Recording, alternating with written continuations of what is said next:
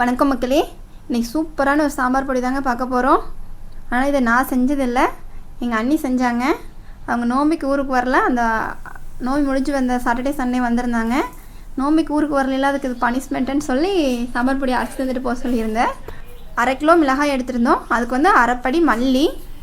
இதோட அளவுகள் எல்லாமே வந்து உங்களுக்கு கமெண்ட் பாக்ஸ்லேயும் டிஸ்கிரிப்ஷன்லேயும் கொடுக்குறேன், போய் செக் பண்ணி பார்த்துக்கோங்க. ரொம்ப சிம்பிளாக வீட்டுக்கு கொஞ்சமாக அரைக்கணுங்கிறவங்களுக்கு இது கண்டிப்பாக யூஸ்ஃபுல்லாக இருக்குன்னு நான் நம்புகிறேன். மல்லி வந்து நல்லா மணம் வர வரைக்கும் வறுத்துக்குங்க. கண்டிப்பாக கை பொறுக்கிற சூடு தான் வந்து சேரும்.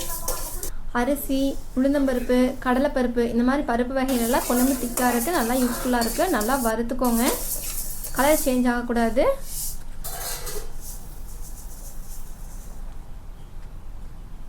ஆனால் இது வந்து ஃபுல் அண்ட் ஃபுல் வந்து சிம்லேயே வச்சு வறுத்துக்கோங்க.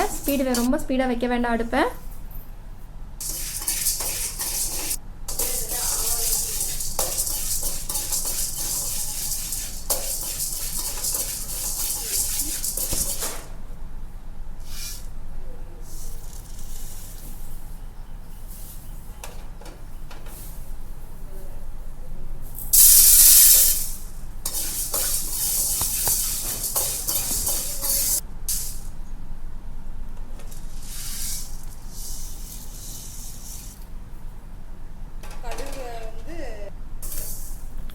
கடுகும் வெந்தயமும் நல்லா பொரிஞ்சு வரணும், ஏன்னா வந்து சாம்பார் கசக்குமாமா.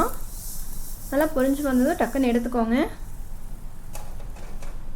நல்லா கலரே சேஞ்ச் ஆச்சு, நான் காமிச்சேன், உங்களுக்கு வீடியோக்கு தெரியுதான்னு தெரில.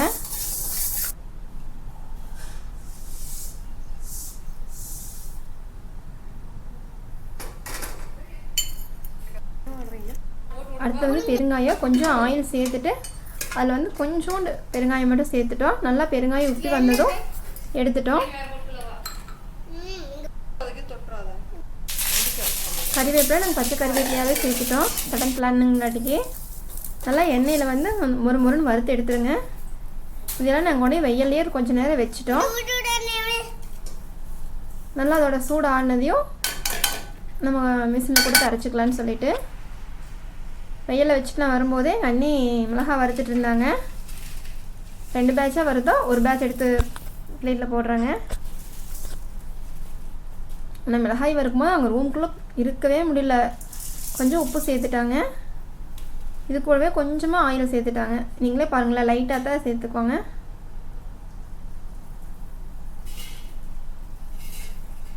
நல்லா இதோட கலர் நல்லா மாறி வரணும். நம்ம எடுத்து பிளேட்டில் போட்டோங்கள, அந்தளவுக்கு அந்த கலர் வர மாதிரி வறுத்து எடுத்துக்கோங்க.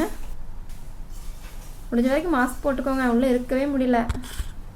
அதையும் கொண்டே கொஞ்சம் நேரம் வெயிலில் வச்சுட்டோம் ஆறட்டுன்னு சொல்லிட்டு. அப்புறம் மிளகாய் மட்டும் நானும் அண்ணியும் மிக்சியில் போட்டு அரைச்சிக்கலான்னு சொல்லிகிட்டு இருந்தோம். எங்கள் அத்தை வந்து மிக்சியில் போட்டு அரைக்கிறதா போய் நான் உங்களுக்கு இடிச்சு தரேன் இருன்னு சொல்லிட்டு இடித்து கொடுத்தாங்க. நல்லா சட்னி செய்யணும்னு நினச்சிட்டு இருக்கிறப்ப கரண்ட் போயிடுச்சுன்னா அப்படியே ஓரம் கட்டிடுவேன், வேறு ஏதாவது பிளான் கொண்டு வந்துடுவேன். ஆனால் அவங்களாம் அப்படி இல்லை, கூட ஆட்டங்களுக்கு போய் ஆட்டிகிட்டு வந்தால் போதுன்ட்டு போயிடுவாங்க. என்ன இருந்தாலும் அந்த காலத்து மனுஷங்க தாங்க. எல்லாம் ஆறிடுச்சு, சரி எடுத்து கொட்டி கொண்டு போய் அரைச்சிட்டு வந்துடலாம், எல்லாம் எடுத்து போட்டிருந்தோம். நீங்களும் இந்த மாதிரி கண்டிப்பாக ட்ரை பண்ணி பாருங்கள். மறுபடியும் கடையில் சாம்பார் பொடியே வாங்க மாட்டீங்க. ட்ரை பண்ணி பார்த்துட்டு எப்படி இருந்துச்சுன்னு சொல்லுங்கள். ஒரு வழியாக மிஷினுக்கு கொண்டே அரைச்சிட்டு வந்தாச்சு. நல்லா சூப்பராக கலர்ஃபுல்லாக இருந்துச்சு. சாம்பார் மிளகாய் தூள் தான். அம்மி எங்கே வெளியே போகிறேன், பாப்பா இருந்தான்னு சொல்லி தான் அப்போயே அதை க்ளோஸ் பண்ணி வச்சுட்டேன். மறுபடியும் வந்து நான் அதை ஓப்பன் பண்ணி வச்சு நல்லா சூடு ஆறவும் வீட்டுக்கு மட்டும் அளவாக ஒரு டப்பாவில் போட்டு வச்சுட்டு மீதி ஃபுல்லாக காற்று போகாத அளவுக்கு போட்டு வச்சுட்டேன், ஒரு டப்பாவுக்கு மாற்றிட்டேன்.